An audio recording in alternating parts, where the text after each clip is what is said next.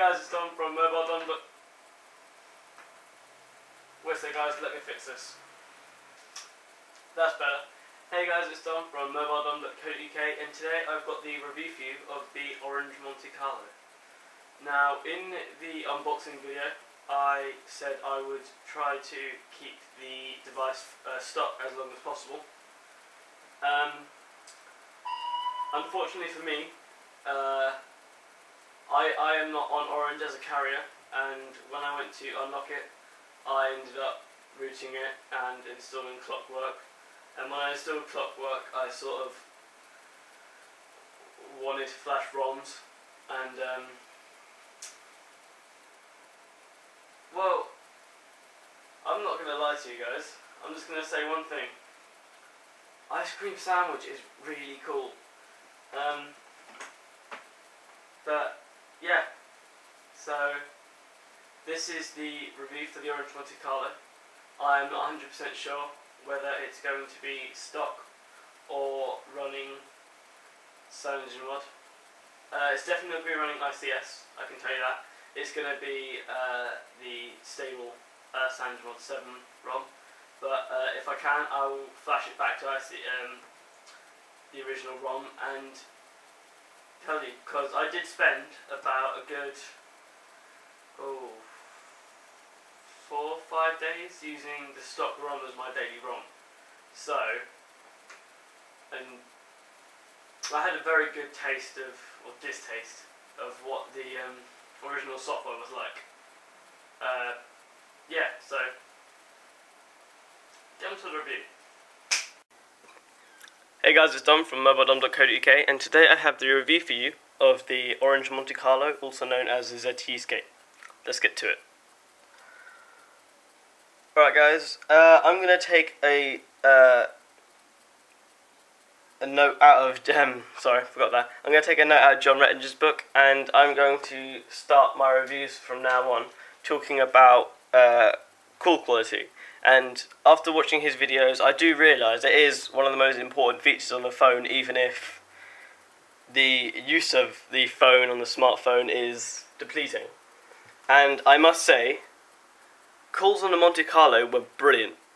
It is one of the ever-growing list of smartphones on Orange's network which offer HD voice, which is incredible. You really can notice a difference. I switched back to my Monte Carlo and my Pre for a couple of days in between testing the Monte Carlo, and the difference really is noticeable. I'm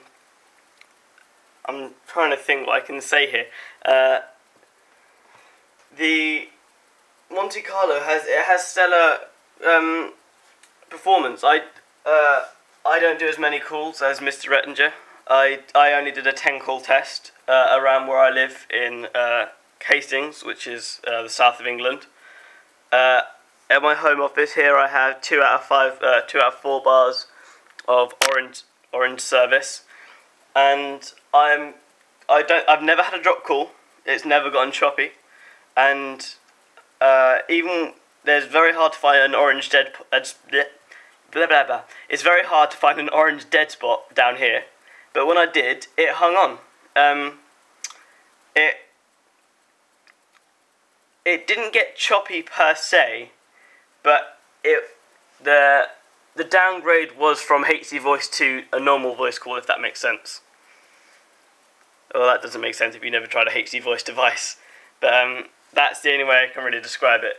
So, call quality is absolutely phenomenal on the Monte Carlo, and I would recommend it if you use the phone a lot. Next, I'm going to start talking about the launcher. I don't really talk about this much in my videos, but this is a custom Orange launcher that they have put on, so it's got certain Orange widgets. You got 5 home screens. If you tap the home screen, you get this overview, which is in a V, and you can go to any pane. And if you're on some page that's not the middle one, pressing it will go there. And if you're in the middle screen, you get to the V. You get some Orange specific widgets, like this clock here with the date in the middle, and it tells me my profile, which is on silent at the moment. If we go to the side, you've got a sort of gallery picture widget similar to the one in HTC Sense, so you can flick through the photos. It's rather smooth actually. It's one of the only parts of this that is. So let's go back to the top. Let's see, one more. You got here, it's like a messaging widget. So obviously last message was from Twitter. If I go to this one here, an empty screen, I'll show you how you add widgets, which is different to normal Android. It's more like Sense.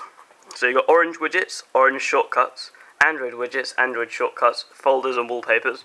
So we have a look at all the Orange widgets. We have key contacts, clock and alarms, gallery, home screen tips, mail, messages, Orange headlines, profiles, weather, Wikipedia search.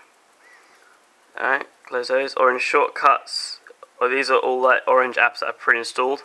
Obviously, then you know the Android widgets and the Android shortcuts. You can have folders, as always, and then it gives you the gallery, live wallpapers, or actual inbuilt wallpapers option. Where's my favourite one? Come on, where are you? I must have gone past it. There it is. Yeah, that's the one I'm going to have in my wallpaper. See, and as I'm talking and sliding through the home screen, you guys can see that parts of this launcher are smooth and some aren't. Like opening up the app drawer is smooth, scrolling in it is rather smooth. But going from home screen to home screen is a bit laggy. And that could be because the Orange launcher is encoded properly, but it could mean that it could be that there is quite a bit of stuff running in the background. Like the first Orange app I'm going to talk to you about is Orange Gestures, which is available. It's available on a couple of phones, and as it sounds, you can use gestures to do certain things. So if I was too lazy enough to press this button here, which takes me to my messages, I can draw a square, which is the pre-installed one, and it opens up my messaging. This doesn't have a search button. You can draw a magnifying glass, open up the search. I've got M opens up the market. So stuff to do, not stuff to do, it could be simpler. I mean, it gives you the app here and it tells you what they do, like circle, get to your bookmarks, square is messaging, an A without the bit in the middle is the alarms, and then, like I did the magnifying glass is search. I didn't do any of these, and obviously I put M as market. So yeah, if I open up the app drawer, you can see there is quite a bit of Orange stuff. If I go over the Orange pre-installed apps, and then I'll tell you the apps they've replaced in Android. So we have got Orange Alarms, Orange App Shop, Orange Backup. What else? They've put Docs to go on. Orange Games, Orange Gestures, Orange Mail, Orange Maps, Orange Notepad, Orange Wednesdays, Orange Photos, Orange Ringtones, Roller Rev 99OD, Signal Boost, Stopwatch, Task Manager, Tetris, The Sims 3, Traffic TV, Weather, Your Orange. That's quite a bit of crapware, guys. That is quite a bit of crapware. And if I tell you this stuff now that they've overwritten in Android, the alarm, that's not the standard alarm, Android alarm clock, they've changed that. Internet, they've got rid of the Android browser and put Orange one on. The mail client is, they've gotten rid of the Android mail client. So it's, they've gotten rid of that completely. What else? Well, that's about it. That's all they've replaced. But certain things you don't want replaced, like I don't want my browser or my email client replaced. So, oh, where's that? I beg to differ. They haven't replaced the email client, and that must have been on the San Francisco only. So they've given you the choice of both. Oh, that sounds a bit weird. They've given you the choice of both. So you get the Orange Mail and you get the Android Mail. I don't know anyone that wants to use the Orange Mail client. Same with Orange Maps, when you have Google Maps with navigation, which is free. It baffles me, it really does. I'm going to talk to you about the speed of the device now. The Monte Carlo is actually really respectable for its price range. It cost me £120 with a £10 top up, so 130 quid. But Argos have an offer on at the moment, and you can get it for £90 with a £10 top up, which I think is phenomenal for a phone like this. It is really good. Sorry, I'm getting my notes. Yeah, like stuff like opening up the app drawer, going to apps. None of it is particularly slow. It does everything a phone should do, like pulling the notification bar down. It's rather smooth. Locking it, unlocking it, it's all rather smooth. I don't really know what to say apart from for its price range is respectable. If this phone cost me £200, I'd be a bit upset about the speed of it, but it cost me £130. I don't know what to say apart from that, guys. It's fast, and I really like it. Another thing which is stupidly respectable about this phone is the battery life.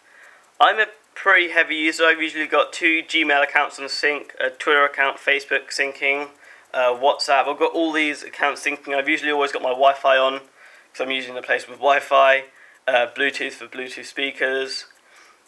I've sometimes got my hotspot on when my internet isn't acting up properly, and which is quite a lot often at the moment. But I've always, and my brightness is always at 100%, I don't like automatic brightness. I've always been able to get it through a full day. Always. Which is stupid. The device, I think, has a 1400 milliamp hour battery. Let's have a look. Yep, here. The lithium-ion 1400 milliamp hour battery. A 1400 milliamp hour battery on an Android device that lasts me a whole day. How many times do you hear that in a review?